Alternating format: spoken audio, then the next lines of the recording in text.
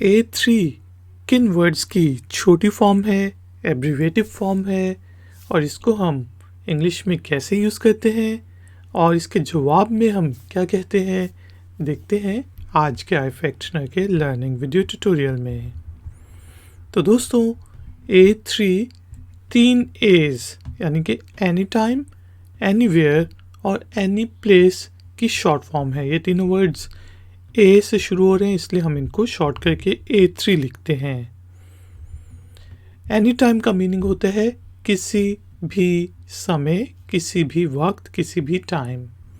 Anywhere कहीं भी, और एनी प्लेस किसी भी जगह। फॉर एग्जाम्पल, अगर कोई हमें कहता है कि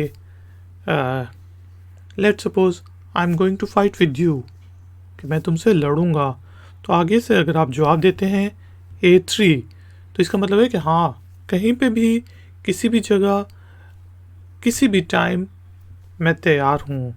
A3 सिंपली आपने बजाय इसके कि कुछ और कहते, आगे से आपने टाइप कर दिया A3। अगर ये वीडियो पसंद आई है तो लाइक का बटन ज़रूर प्रेस करें। मिलते हैं नेक्स्ट वीडियो ट्यूटोरियल में।